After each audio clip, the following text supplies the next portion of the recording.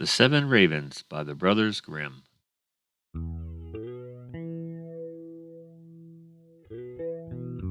There was once a man who had 7 sons, and still he had no daughters, however much he wished for one.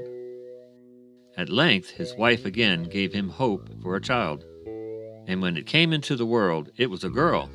The joy was great, but the child was sickly and small, and had to be privately baptized on account of its weakness. The father sent one of the boys in haste to the spring to fetch water for the baptism.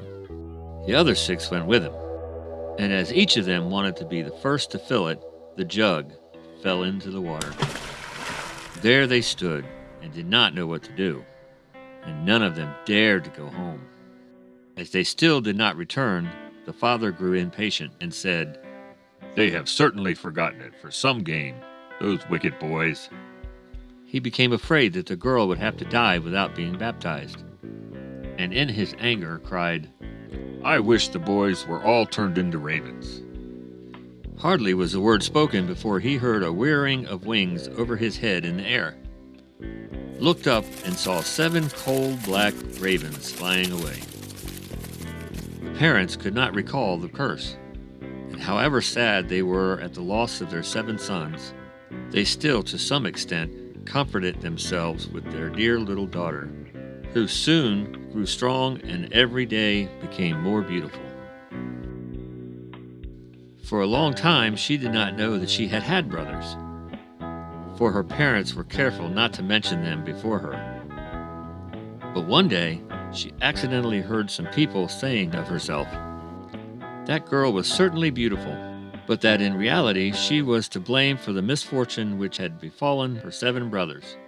Then she was much troubled, and went to her father and mother and asked if it was true that she had had brothers and what had become of them. The parents now dared keep the secret no longer, but said that what befallen her brothers was the will of heaven, and that her birth was not to blame. But the maiden took it to heart daily, and thought she must save her brothers.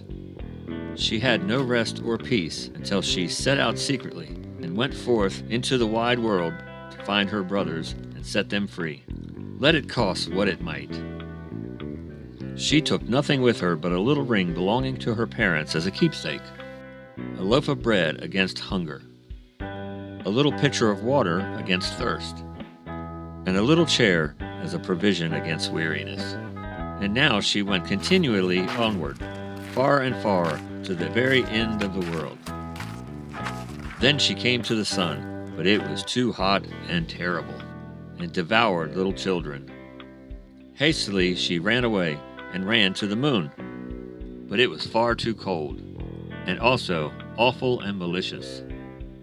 And when it saw the child, it said, I smell the flesh of men."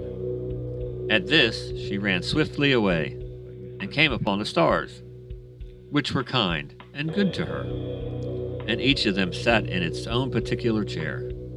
But the morning star arose, and gave her the drumstick of a chicken, and said, "If you have not that drumstick, you cannot open the glass mountain, and in the glass mountain are your brothers."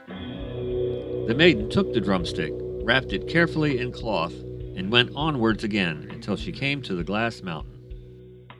The door was shut, and she thought she would take out the drumstick. But when she undid the cloth, it was empty, and she had lost the good star's present. What was she now to do? She wished to rescue her brothers, and had no key to the glass mountain. The good sister took out a knife, cut off one of her little fingers, and put it in the door, and succeeded in opening it. When she had gone inside, a little dwarf came to meet her, who said, "My child, what are you looking for?"